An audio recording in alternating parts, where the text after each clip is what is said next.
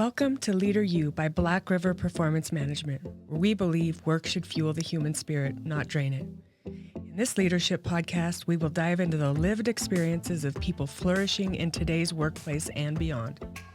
Join us to hear real-life examples of experiences from our own lives and from the leaders we know and trust. Thank you for listening to the Leader You podcast. I'm excited to have a soulful conversation with you today. Are you ready to flex your bravery muscles? I recently was asked by someone, how do I go from a place of cowardice to a place of bravery? This is an incredible question, and it really fuels my soul to have this conversation. I want to set it up first with, we're going to talk about language and then a mindset and then a skill set. And so let's first start with language. We want to define it, what it is we're talking about, and make sure that we're on the same page as it relates to the definitions, because what bravery and courage might mean to you might mean something completely different to me and to millions of other people. So there's a lot of ways we can define it, but let's define it how I'm speaking of it today. So bravery for me today in this context is action in spite of fear. It is always empathetic and it always focuses on helping others. Cowardice is the opposite. It's the complete lack of bravery, and it's choosing self-protection over what is right, what is valued, what is virtuous, what is moral or just. It's very self-focused, and we know that cowards aren't very trustworthy because we know they will throw us under the bus at the first sign of any uncomfortable situation. And so bravery builds trust, whereas cowardice tears down trust. Courage is another term for bravery, but most philosophers and psychologists agree that courage involves persistence in danger or hardship over time. Both bravery and courage are about taking bold action, but being brave happens more in the moment, and it's more of a habit that you are conscious of, and it's a choice. And courageous generally happens over time. Someone becomes courageous because they took a lot of brave steps to become courageous. So as Mark Twain observed, courage is resilience to fear, mastery of fear, not absence of fear. So in both cases, courage or bravery or cowardice, in all those instances, fear is there. So we need to acknowledge that fear is the thing that we're trying to overcome. And I think it's important to recognize that taking action is the step that is required for bravery. It's not just talking about bravery. It doesn't do you any good to study it or to know about it unless you take action. So inside of all of us, we all have a coward, and all of us have the capacity to be brave. It is not a personality trait that we're born with or fixed. It's something that we can absolutely, we have power over that. So we can be conscious of when we're being brave and when we're being cowardice, and what areas those are, and what are those fears. So this is a skill of emotional intelligence, and it's really becoming self-aware and knowing what areas of your life you're brave in and what areas of your life you're a coward in. Nobody really likes the word coward, but it's important to know that it's the opposite of bravery. We can't be brave and say we're brave and then not say that we're a coward. It kind of is like we are one or the other, or we're kind of working towards becoming braver in certain instances. So like I said, being brave happens in the moment, and it's a choice. We all get a choice to be brave or to act or not. So one of the things I want to talk about is a mindset, and recognizing the mindset is that we can all become braver leaders. And in fact, we need to become braver leaders if we want to build trust and we want to have camaraderie and impact our communities, our schools, our families, our home, and this world in a meaningful way. And it's a skill that we can all work towards developing. We all have that power within us. And so as I think about the mindset, it's finding which areas you struggle in to be brave, whether that is in the workplace or in a personal area. It's something to take some time to reflect on. Cowards climb the ladder of success because of the attention and the comfort it brings. Values drive brave people over the validation from others. In other words, they choose values, a value-based living system over validation from other people and what they might think, or fear of not being liked. So, what I would like to say is you have to embrace and embody a growth mindset as it relates to failure or looking foolish, because some people have a perfectionistic mindset which stops them and paralyzes them from trying because they're afraid to look foolish or be found out or um, put themselves out there because somebody could disagree. I understand those feelings. They're all valid, but they're not all facts. And the reality is, it takes bravery to do good and meaningful work. Let me give you two examples of areas where I've either been a coward or I've chosen to be brave. First one is this week where I chose to be brave in a moment of fear. And that was a fun day yesterday where I was taking a scuba class with my husband and our boys. And I was fearful of scuba diving because of the breathing part and the darkness part and the claustrophobia and the getting it all together and also being new at it. I generally don't mind being new at things, but new at breathing is, and also I have a little bit of a fear of sharks. And so that's why I haven't been really interested in diving, is because the lack of control I feel in that awkward environment. And so it was a huge step for me to even take the course with them. But I decided, well, I might as well practice what I preach. And so lo and behold, I signed up and actually surprised myself that I was able to go to the 30 feet the first day, to get down on the floor, to get comfortable with my breathing, to be afraid, to get my mask full of water and then still be able to breathe and manage it all. And also having fish swim around me in the pool. It was interesting and scary, but also a really awesome feeling when we were done. And it was cool to see the boys be brave, and they were I knew they were facing their fears. I knew Rob was facing some of his fears, and so I didn't do it alone. That's what was cool too, is that I knew that we were all learning and we were all beginners, and there was something really powerful in that moment of being willing to be vulnerable and fearful and do it anyway. I think we all learned something from that. So that's something that happened in my personal life. Something that happened in my professional life recently was something where I acted cowardly or as coward. And what that was I did not speak up when someone was talking about someone in a negative way, that they weren't trying to be helpful or find a solution. They were really just complaining for the sake of complaining. And this person was very valuable in their organization and to me, and I left feeling regret.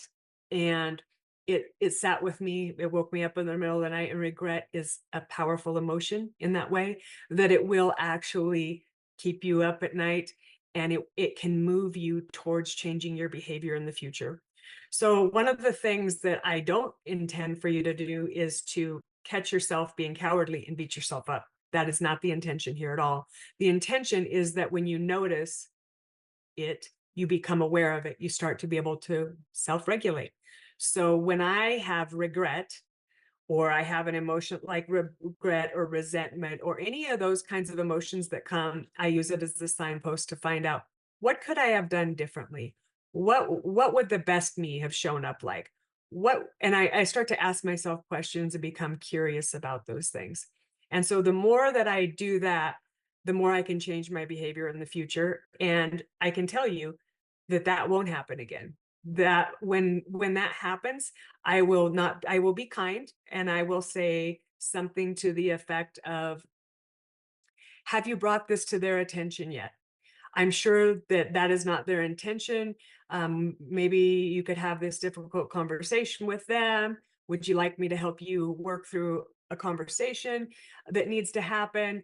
What can I do to help you to go have that conversation with that person? Because that person has no opportunity to grow or change anything when you're talking about them.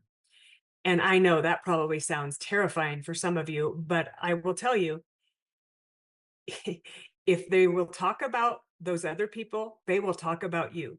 And I would much rather be respected than liked.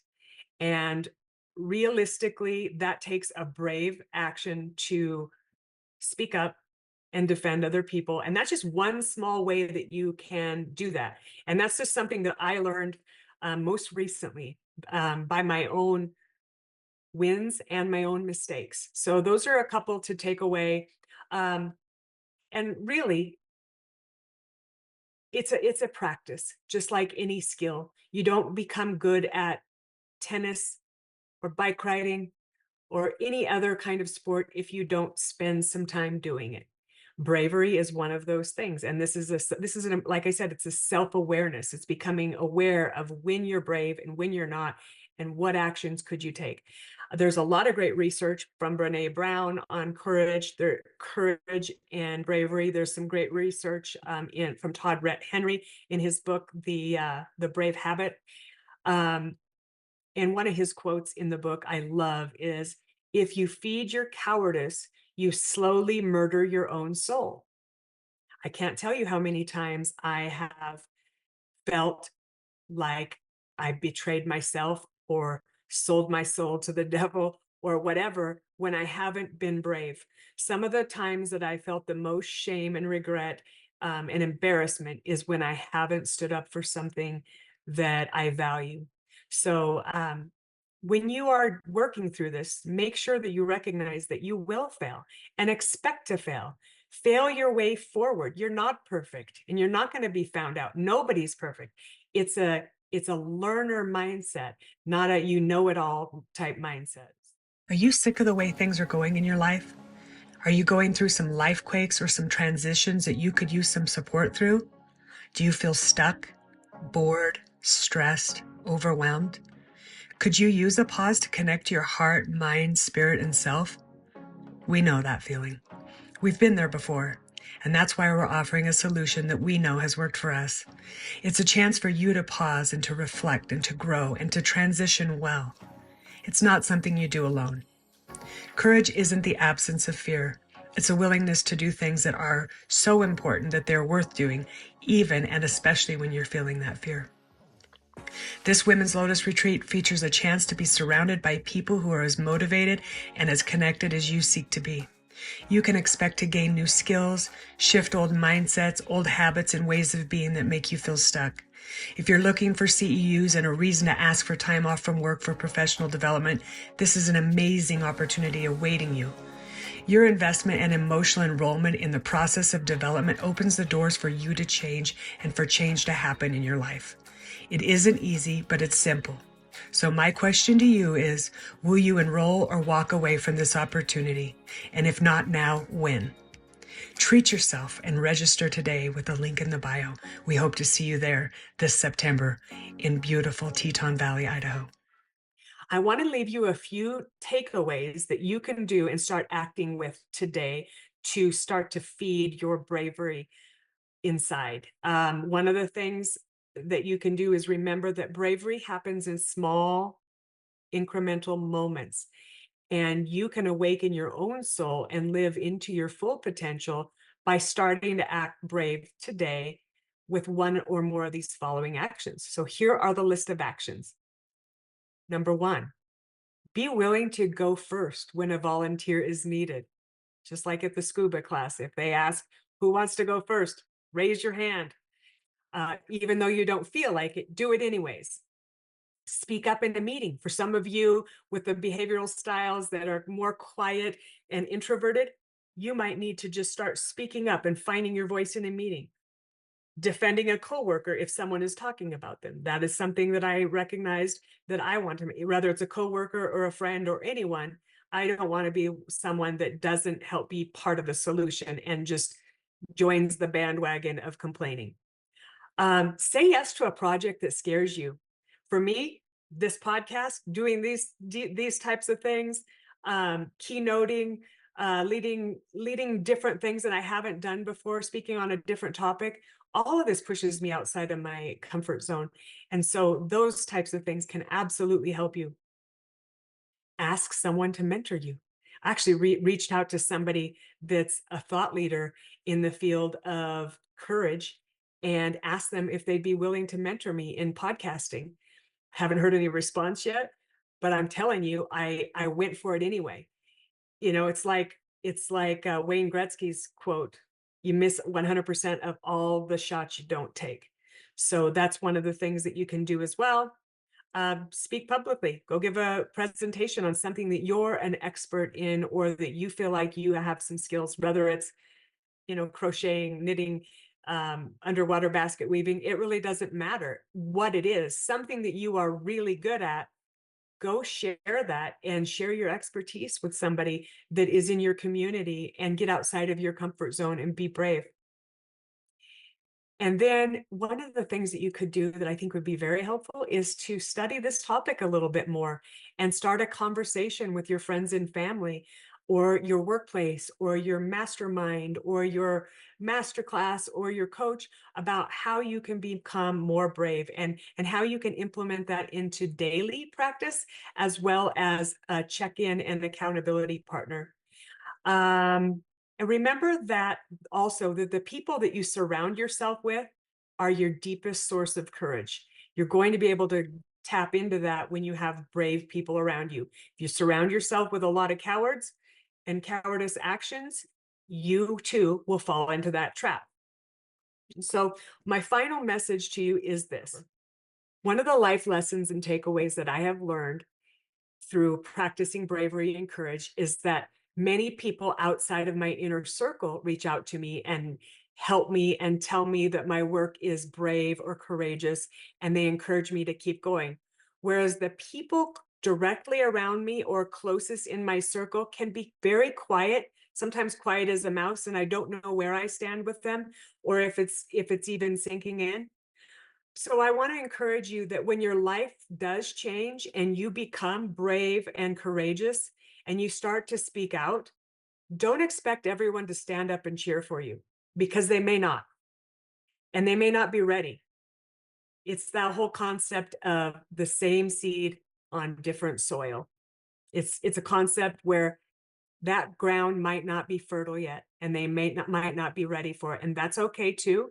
But I want you to recognize that it is scary. Even taking a step towards becoming more brave is an actual step towards you becoming more authentically you, and you standing for your values over the validation from other people, and for you to be a more authentic and worthy leader worth following. Thank you for listening to this.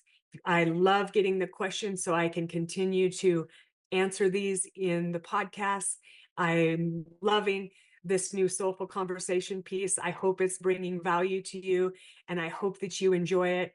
And I would love to hear your feedback as to, I tried this and it worked, or I took your advice and I did this, and I would love to be a part of that. So in this community of listeners, I would love to hear your wins on how you're becoming braver and working your way towards a courageous life of meaning and purpose and fulfillment and value, and just juicy, amazing life.